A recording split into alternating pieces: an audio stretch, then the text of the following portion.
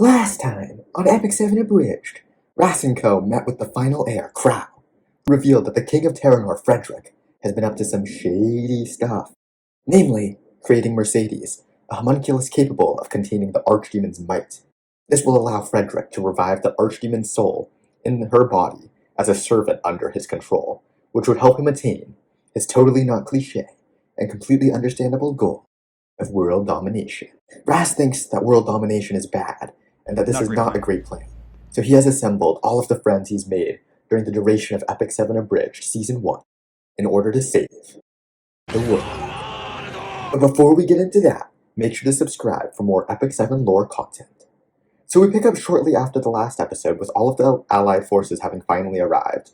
Aether says they have two goals. First, to halt the advancement of the Terra Noirian army by seizing the Terra Noir castle, Revenbull. And secondly, to allow Ras to infiltrate Revenbull to stop the conversion of Mercedes into the Archdeacon. Excuse me, what the fuck? Thus, they have split into three groups: the Central Force, the Left Flank, and the Right Flank. Ras and Crow have been put in charge of the Central Force, consisting of the Order of the Shield and the Rose Apostles, and have been tasked with breaking through the enemy line in order to encircle and rout the enemy army before proceeding onward to Revenbull. As the Central Force heads off, Ras is reunited with some friendly faces from the Order of the Shield, such as Maya, who's still teasing Crozet, Leon, who promises he'll try not to genocide a village this episode, and Crozet, who says that this time he won't fall in love at first sight, for he has dedicated his heart, and it now beats only to protect Orbis. He promptly forgets this entire speech when a member of the Rose Apostles introduces herself to him saying, "Hello there, I'm Jenna," and just like that, he's fallen for her. Anyways, the Central Force continues onward, and the leader of the Rose Apostles, Katinka, tells Ras that the attack is going smoothly and the Terra Noirian line shall soon crumble. Crozet notices this as well and relaxes guard and is like, "Hey, Jenna, after the war perhaps we could." However, he loses his resolve halfway through and finishes lamely asking if they could spar together. Jenna says she'd be honored to spar against the leader of the Order of the Shield, but then a voice calls out saying, "Bold of you to assume you have a future at all." And out of the shadows walks King Vildred. He then declares, "Enough games! Finish them!" And significantly stronger monsters burst from the shadows. This fierce surprise attack is able to push the Central Force back, with Leon worriedly noticing that they're starting to sustain heavy casualties when suddenly a voice calls out, "It's rewind time!" And suddenly their wounds begin to disappear, for Yuna and her guardian Kazran, the Guardian of Time, have arrived on the battlefield. Oh, and Rish and Tish, who brought war supplies, show up too. We then cut to Alexa, who informs the Left Flank that the Central Force was successful in breaking the enemy lines, and Charles says, "Good. Now, chivalrous Knights of Ezra, our time has come to demonstrate the skill and strength we have honed to the utmost limit. Advance! Avenge Queen Diane and bring peace to the world."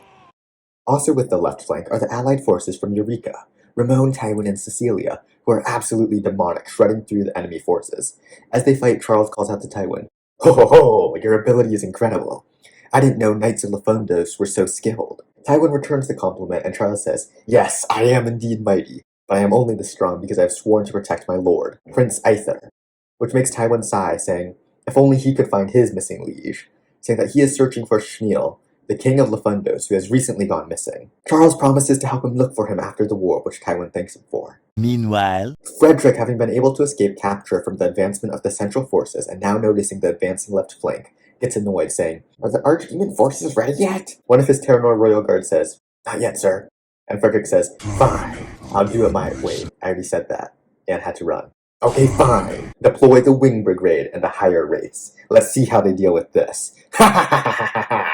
And then an explosion goes off, with back at Revenbull, Kayron identifies as Ravi being released onto the battlefield, saying that she is the ultimate weapon created by Tenebria against enemy morale, because her ability to 1v4 situations through her BS counterattacks, healing, and stuns will be too much for them to handle. Arby dejectedly says, if only they had given up on their pointless resistance, they could have avoided all these unnecessary sacrifices, saying hope always leads the masses into peril.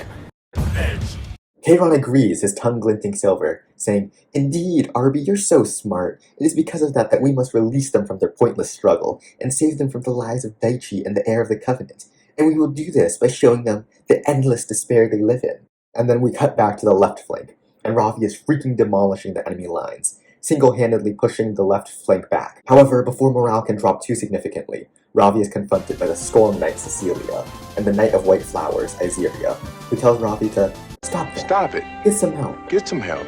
And Ravi is like, bruh, you two ran away from me the last time we fought. And Cecilia adds on saying, if you were disappointed by the conclusion of our fight, let's settle this right here, right now. And though Ravi is strong, she's not powerful enough to defeat both of the knights, and for once can't 1v4. News gets back to Frederick that the Central Force is still continuing to push through their lines while they're also being encircled by the left and right flank.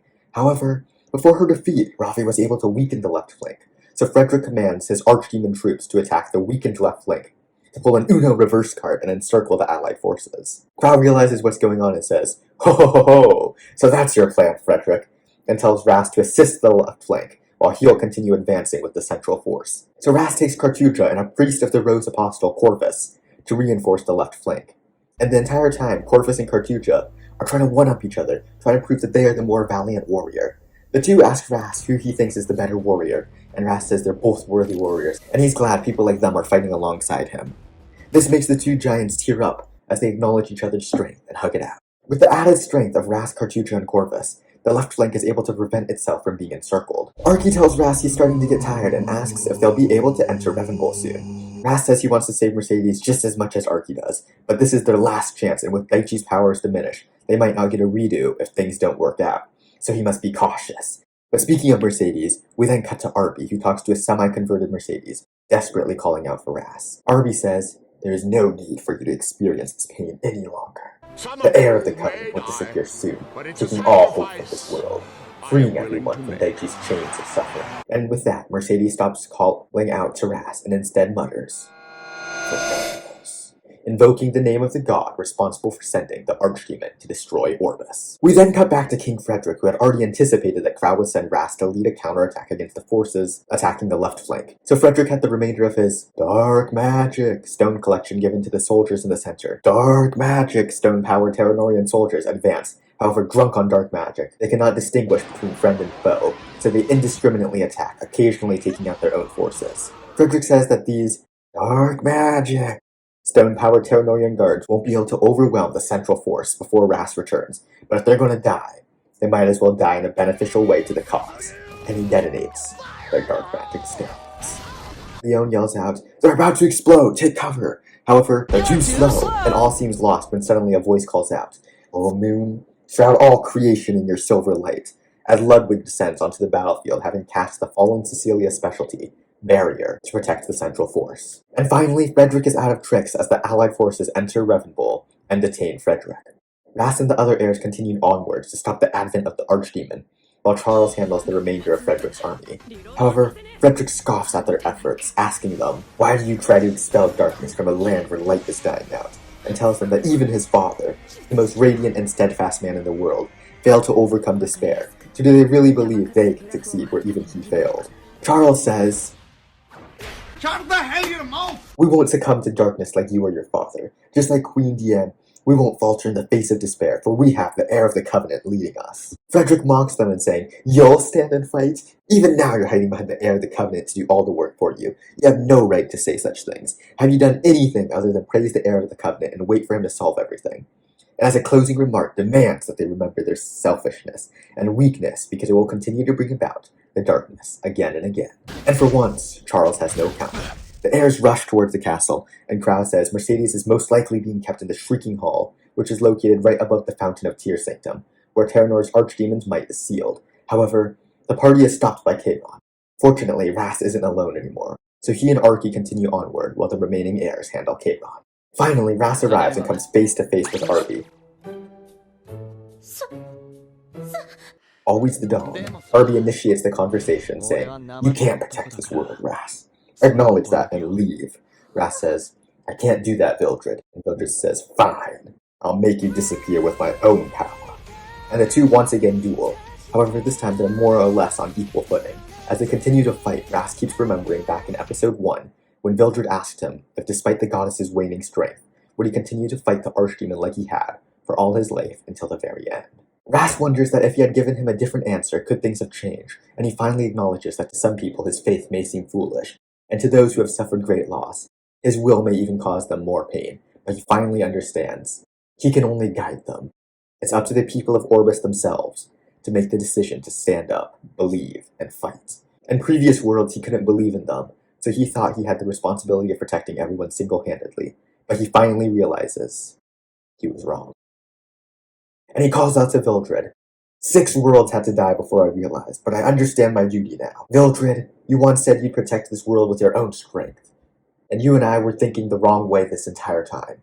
The people of this world aren't so weak that they need us to protect them and save them.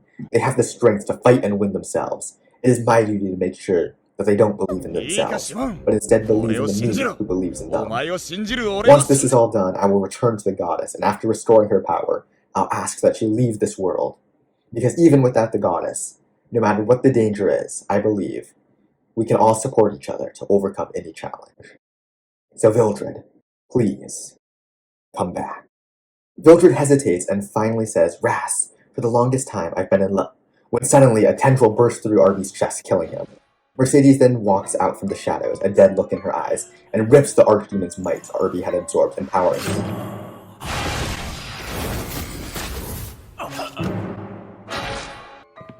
Ras hesitantly calls out to her, but Archie tells him it's too late, for what they see now before them is nothing more than a vessel for the Archdemon's soul. Ras has little time to contemplate as the Archdemon Mercedes unleashes wave after wave of dark magic, intent on destroying everything in her path. Ras yells out, Archdemon, I shall slay you where you stand, and sow new hope into this world, for that is my duty, the wish of the living and the dead, and what Mercedes truly wanted. And then he killed her. The end. And that's all for this week's episode of Epic 7 Abridged. Sorry this took so long, a lot of IRL stuff has been taking up my time and I've been focusing on RTA, but now that that's done, I'm going to make lore videos my primary focus. I'd like to thank everyone for their continued support, and I promise that I'll get better about uploading. As you may have noticed, I had to tone down the edits in this one a bit, and that's probably going to be a reoccurring trend, because I don't want to take 2 months to release an episode. Anyways, like this video if you enjoyed, subscribe so you don't miss the next episode, and for all of y'all who stayed until the end, here's an after credit scene. A year has passed after Ras killed Archdemon Mercedes. However, no one has seen Ras, Archie, or Mercedes after the incident. We open on a field somewhere in Ezra as a hooded figure walks into the clearing and says, Shoot, I think we made a wrong turn again. An indignant voice calls out, Again? I knew I couldn't trust your sense of direction. The hooded figure responds, Well, it's not like we're the best at directions, especially since we can't just ask someone to guide us. After all, we are carrying around a fragment of the Archdemon's might. And the hooded figure is revealed to be Ras, who couldn't bring himself to fully kill the Archdemon. He proclaims that Mercedes never gave up on him, so he can't just kill off the Archdemon when there's still the possibility of bringing her back. No matter how long it takes, he'll never give up hope. And that's the end for real. Stay tuned, as next time we're going to see if Ras is successful in bringing back Mercedes. Goodbye.